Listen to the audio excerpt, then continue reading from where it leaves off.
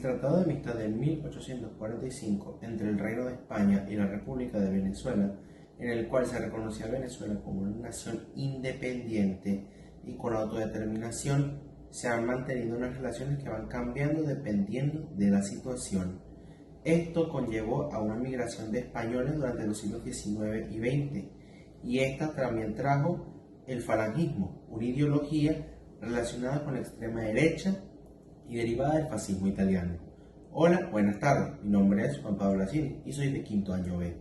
Hoy explicaremos qué es el falangismo, cómo llegó a Venezuela y cuál fue su impacto en la política y sociedad venezolana.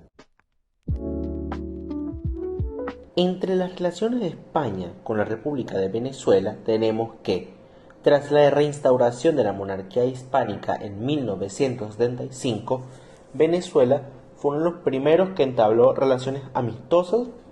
con el nuevo gobierno español de Felipe González. Asimismo, la casi guerra entre España y Venezuela en 1859 tras una amenaza del Estado europeo a la nación sudamericana como consecuencia de pedir indemnizaciones para súbditos españoles por los daños sufridos debido a la recién iniciada Guerra Federal. Otro ejemplo de estas relaciones fue la fuerte inmigración de españoles, principalmente canarios, durante los siglos XIX y XX, aunque el mayor boom de inmigración fue tras la Guerra Civil Española, entre nacionalistas y republicanos, donde los republicanos migraron a nuestro país y fue uno de los principales medios de la llegada de ideas falangistas y fascistas a Venezuela. El falangismo es una ideología política asociada con la extrema derecha y derivada del fascismo italiano. Esta ideología nació en 1934 de parte de la Falange Española de José Antonio Primo de Rivera, con el objetivo de proponer la creación de un Estado sindical fuerte, de vocación totalitaria que organizara los sectores productivos en un eje vertical de sindicatos nacionales regidos por el partido en pro de los intereses de la nación. El camino elegido para conseguir estos fines es el revolucionario, mediante la confrontación directa y como bien lo establecería el primer periódico fascista publicado en España, La Conquista del Estado. El Estado sindical nacionalizaría y administraría de manera autogestionaria los medios de producción e implementaría un sistema de ambiguas reformas sociales que era tildado por los falangistas de revolucionario. La ideología fue adaptada y fue una de las bases del bando nacional durante la Guerra Civil Española. Aunque tras la guerra, ya con Francisco Franco al poder, España fue muy mal vista debido justamente a sus buenas relaciones con el eje. Esto causó consecuencias como la tardada incorporación de España en organismos regionales e internacionales, como la ONU, la cual integró en 1955, 10 años después de la creación de este organismo, o la OTAN, en la cual España se integró en 1982, 30 años después de la creación de este organismo. La llegada al poder de Franco tras la Guerra Civil también trajo un masivo éxodo de la ya derrotada República Española y sus partidarios a países limítrofes como Francia o a los países hispanoamericanos. Por otro lado, Venezuela se encontraba en una época de grandes cambios políticos y sociales, ya que la nación sudamericana se estaba terminando de consolidar como un Estado moderno. A principios del siglo XX, con la llegada de la hegemonía andina al poder, Venezuela se empezó a modernizar social y políticamente,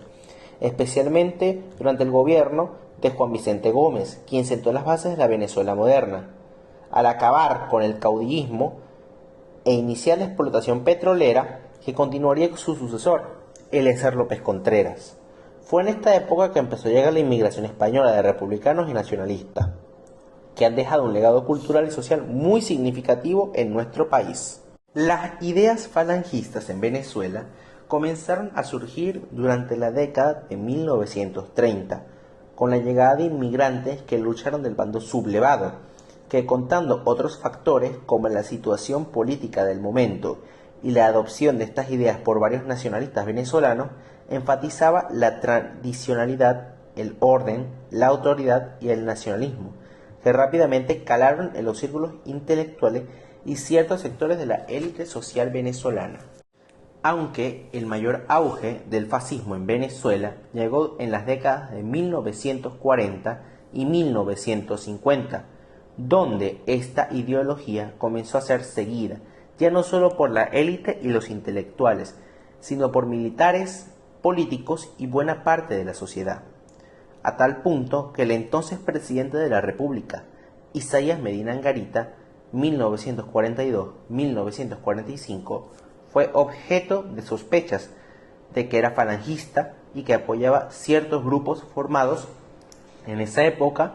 que reivindicaban esta ideología. En 1953 llega al poder Marcos Pérez Jiménez. Durante su gobierno, de 1953 a 1958, se implementó una gran cantidad de reformas de diversos tipos, incluido algunas que se identifican con el falangismo, como un fuerte nacionalismo e identidad nacional, un cierto culto a la personalidad o un rechazo a la democracia. Esto también está enmarcado en un proyecto de Marcos Pérez Jiménez llamado Nuevo Ideal Nacional. Aunque no es considerado un régimen con ideas falangistas debido a la falta de algunas bases del fascismo en general, además el fascismo estaba muy mal visto desde el no tan lejano fin de la Segunda Guerra Mundial, cosa que podemos ver en España con su tardío ingreso en organizaciones internacionales como la ONU. Para concluir, el impacto del falangismo español en nuestro país fue poco significativo, ya que no se arraigó mucho en la sociedad venezolana y solo se limitó a los círculos intelectuales y a algunos círculos de la élite, aunque aspectos como el autoritarismo y el nacionalismo forman parte de las acciones políticas y sociales más recientes.